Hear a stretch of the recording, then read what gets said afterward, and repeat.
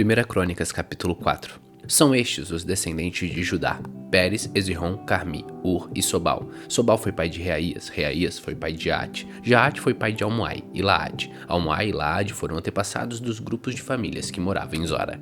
Ur foi o filho mais velho de Caleb e da sua mulher Efrata, e os seus descendentes fundaram a cidade de Belém. Ur foi pai de 3 filhos, Eta, Penuel e Ezer. Etam foi pai de 3 filhos, Jezreel, Isma, Idbas, e de uma filha chamada Hazelelponi. Penuel fundou a cidade de Gedor, e Ezer fundou Uza. Assur, que fundou a cidade de Tecoa, teve 2 esposas, Elá e Naarã. Ele e Naara tiveram 4 filhos, Auzã, Éfer, Temene e Rastari.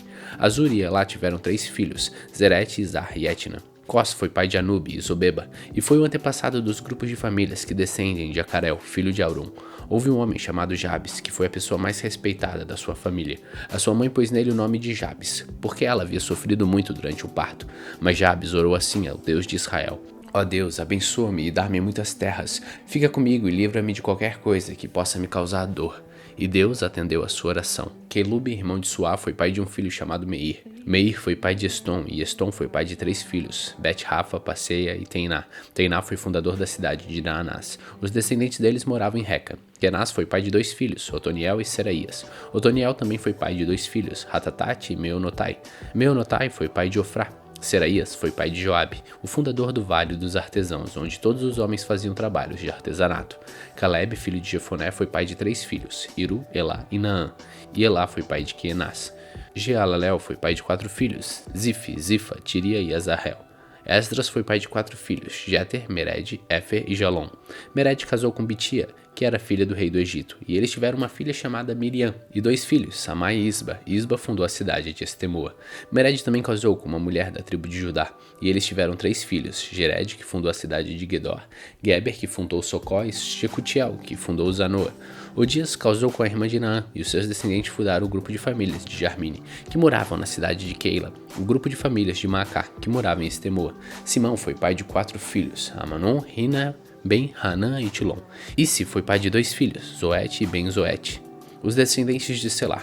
Selá foi um dos filhos de Judá. Um dos descendentes de Selá foi Er, que fundou a cidade de Leca. Outro foi Lada, que fundou Meressa. Selá foi também um antepassado dos grupos de famílias que teciam linho e que moravam na cidade de Bet-Asbeia. Foi também um antepassado de Joaquim, do povo que morava na cidade de Cozeba, e também de Joás e Seraf, que casaram com as mulheres moabitas e ficaram morando em Belém. Esses registros são antigos. Eles eram oleiros que trabalhavam para o rei e moravam nas cidades de Netaim e Gedera. Os descendentes de Simeão.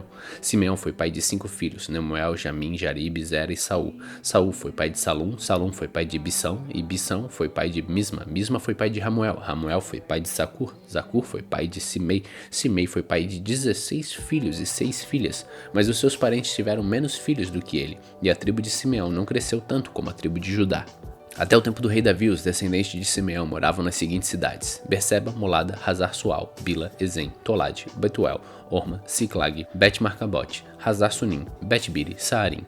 Eles também moravam em mais 5 cidades: Setã, Aim, Rimon, Toquém e Assã, e nos povoados que ficavam ao seu redor, até a cidade de Baal. São essas as suas famílias e os lugares onde moravam. São estes os chefes do grupo de famílias: Mesobabe, Janleque, Josa, filho de Amazias, Joel, Jeú, filho de Josibias, neto de Zeraías e bisneto de Aziel, Elionai, Jeacobá, Jezoaías, Asaías, Adiel, Gesimiel, Banaía, Ziza, filho de Sif, neto de Elon, bisneto de Jedaías, trineto de Zinri e tetraneto de Samaías. As suas famílias continuaram a aumentar e por isso eles se espalharam para o oeste, quase até Gerar, e levaram suas ovelhas para pastar no lado leste do vale onde fica aquela cidade. Ali eles acharam muitas pastagens, num pedaço de terra espaçosa, tranquila e cheia de paz. Os descendentes de Cã haviam morado ali antes. No tempo do rei Ezequias de Judá, os homens cujos nomes estão escritos acima foram até Gerar e destruíram as barracas e cabanas do povo que morava ali. Eles expulsaram o povo e ficaram morando em Gerar, porque ali havia bastante pasto para suas ovelhas. 500 homens da tribo de Simeão foram para Edom, na direção leste, e os seus chefes eram os filhos de Ize, Pelatias, Nearias, Refaías e Uziel. Eles mataram os amalequitas que haviam escapado com vida e estão morando ali até hoje. 1 Crônicas, capítulo 5. São estes os descendentes de Ruben, o filho mais velho de Jacó. Por ter tido relação com uma concubina do seu pai, Ruben havia perdido os direitos que eram dele como filho mais velho. Esses direitos foram dados a José. Foi a tribo de Judá que de fato se tornou a mais forte, e dela saiu o governador para todas as tribos. Ruben, o filho mais velho de Jacó, foi pai de 4 filhos, Enoque, Palu, Esrom e Carmi. Joel foi pai de Semaías, Semaías foi pai de Gog, Gog foi pai de Simei, Simei foi pai de Mica, Mica foi pai de Reaías, Reaías foi pai de Baal, Baal foi pai de Beera, Beera, o chefe da tribo, foi levado como prisioneiro por Tiglat-Pileser, rei da Síria. Foram escritos numa lista os nomes dos seguintes chefes de grupos de famílias da tribo de Ruben: Jeiel, Zacarias, Belá, filho de Azaz e neto de Sema, do grupo de famílias de Joel. Esse grupo de famílias morava em Aroer, na região que ia para o norte até Nebo, e Baal-Meon. Eles tinham grandes rebanhos na região de Gileade e por isso ocuparam a terra na direção leste, até o deserto que termina no rio Eufrates. No tempo do rei Saul, a tribo de Ruben atacou e matou os Hagarias e ocupou a terra deles na parte leste de Gileade. Os descendentes de Gad.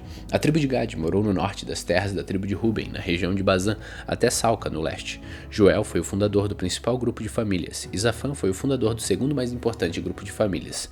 Janá e Cefate foram fundadores de outros grupos de famílias em Bazã.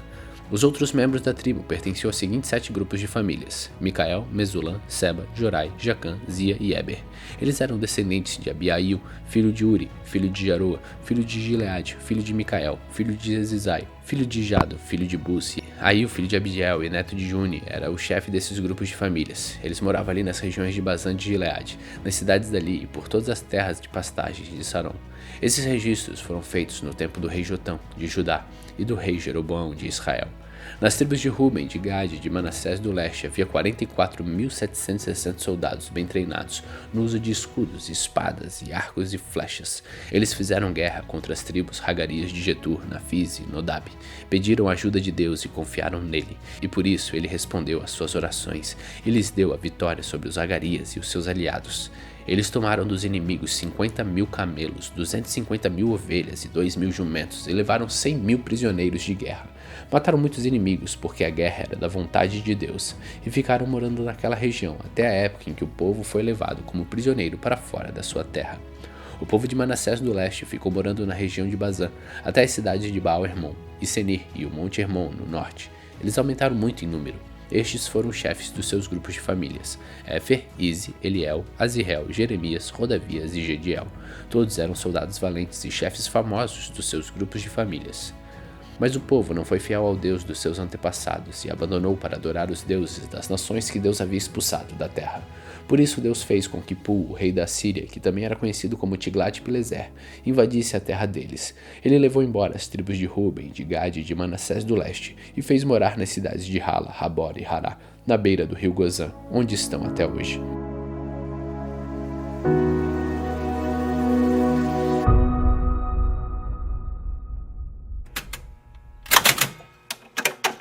Provérbios capítulo 26. Elogiar um tolo é tão absurdo como cair neve no verão, ou chover no tempo da colheita. A maldição não cai sobre quem não merece. Ela é como um passarinho que voa sem rumo. O chicote foi feito para o cavalo, o freio para o jumento e a vara para as costas de quem não tem juízo. Quem dá uma resposta séria a uma pergunta tola é tão tolo como quem a fez. Responda ao tolo de acordo com a tolice dele, para que ele não fique pensando que é sábio. Quem manda um tolo dar um recado está procurando problemas. Seria melhor que cortasse os próprios pés.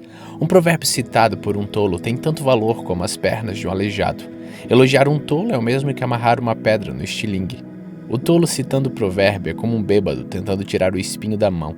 O patrão que contrata qualquer tolo que lhe pede emprego acaba prejudicando todos.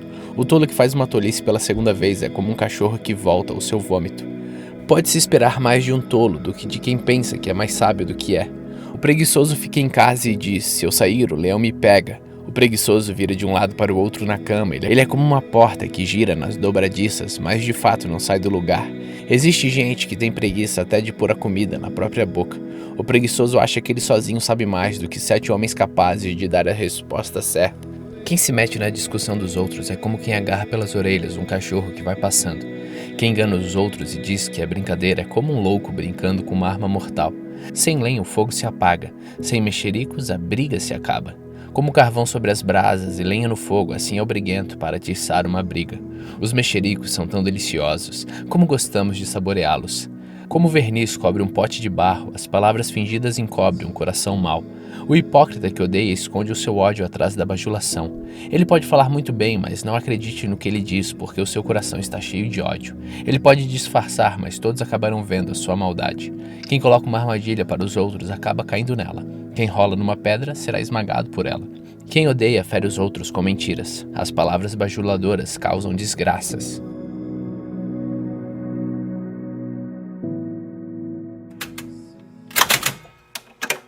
Apocalipse 6. Então vi o Cordeiro quebrar o primeiro dos 7 selos, e ouvi um dos 4 seres vivos dizer com voz forte, como o barulho de um trovão: Venha. Olhei e vi um cavalo branco. O seu cavaleiro tinha um arco, e lhe deram uma coroa de rei, e ele saiu vencendo e conquistando. Depois o Cordeiro quebrou o segundo selo, e ouvi o segundo ser vivo dizer: Venha. Aí saiu outro cavalo, que era vermelho. O seu cavaleiro recebeu o poder de trazer a guerra ao mundo, a fim de que as pessoas matassem umas às outras. Ele recebeu uma grande espada. Então o Cordeiro quebrou o terceiro selo, e ouvi o terceiro ser vivo dizer: Venha. Olhei e vi um cavalo preto. O seu cavaleiro tinha uma balança na mão. Ouvi o que parecia ser uma voz que tinha no meio dos 4 seres vivos e dizia: meio quilo de trigo custa o que vocês ganham num dia inteiro de trabalho, e 1,5 quilo de cevada custa a mesma coisa. E não misturem água no vinho, nem falsifiquem o azeite. Depois o Cordeiro quebrou o 4º selo, e ouvi o 4º ser vivo dizer: Venha. Olhei e vi um cavalo amarelo. O seu cavaleiro se chama Morte, e o mundo dos mortos o seguia. Estes receberam poder sobre a 4ª parte da terra, para matar por meio de guerras, fomes, doenças e animais selvagens. Então o Cordeiro quebrou o 5º selo, e vi debaixo do altar as almas dos que tinham sido mortos porque haviam anunciado a mensagem de Deus, e tinham sido fiéis no seu testemunho. Eles gritavam em voz bem forte: Ó Todo-Poderoso, Santo e Verdadeiro, quando julgarás e condenarás os que na terra nos mataram? Cada um deles recebeu uma roupa branca, e foi dito a eles que descansem um pouco mais até que se completasse o número dos seus companheiros no trabalho de Cristo, que eram seus irmãos que iam ser mortos como eles tinham sido. Em seguida, vi o Cordeiro quebrar o 6º selo. Houve um violento terremoto, o sol se tornou negro como uma roupa de luto, e a lua ficou toda vermelha como sangue. As estrelas caíram do céu sobre a terra, como os figos verdes caem da figueira sacudida por um vento forte. O céu desapareceu como um rolo de papel que se enrola de novo, e todos os montes e ilhas foram tirados dos seus lugares.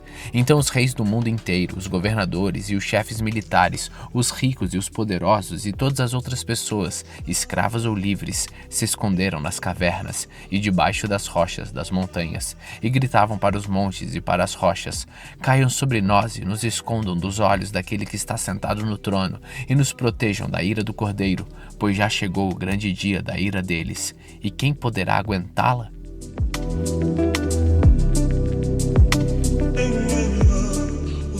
Apocalipse capítulo 7. Depois disso vi nos 4 cantos do mundo 4 anjos em pé. Eles estavam segurando os 4 ventos da terra, a fim de que nenhum vento soprasse sobre ela, nem sobre o mar, nem sobre nenhuma árvore. Então vi outro anjo que subia do lado leste e que tinha na mão o sinete do Deus vivo. Ele gritou em voz bem forte para os 4 anjos que tinham recebido o poder de fazer estragos na terra e no mar. O anjo disse: Não façam estragos na terra, nem no mar, nem nas árvores, até que marquemos com o sinete a testa dos servos do nosso Deus.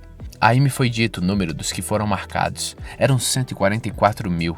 Eles pertenciam a todas as tribos do povo de Israel. 12.000 de cada tribo, de Judá, Ruben, Gade, Azer, Naphtali, Manassés, Simeão, Levi, Isacar, Zebulon, José e Benjamim.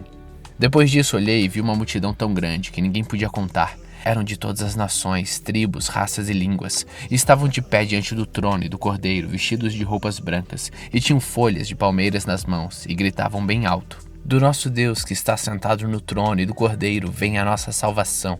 Todos os anjos estavam de pé em volta do trono, dos líderes e dos 4 seres vivos. Então eles se jogaram diante do trono, encostaram o rosto no chão e adoraram a Deus, dizendo: Amém. Ao nosso Deus pertence para todo sempre o louvor, a glória, a sabedoria, a gratidão, a honra, o poder e a força. Amém. Um dos líderes me perguntou: Quem são estes que estão vestidos de branco? De onde foi que vieram? Eu não sei, o Senhor sabe, respondi. Então ele me disse: Estes são os que atravessaram, são e salvos a grande perseguição. São as pessoas que lavaram suas roupas no sangue do Cordeiro, e elas ficaram brancas. É por isso que essas pessoas estão de pé diante do trono e os servem de dia e de noite no seu templo. E aquele que está sentado no trono as protegerá com a sua presença. Elas nunca mais terão fome, nem sede, nem o sol, nem qualquer outro calor forte as castigará. Pois o Cordeiro que está no meio do trono será o pastor dessas pessoas e as guiará para as fontes das águas da vida, e Deus enxugará todas as lágrimas dos olhos delas.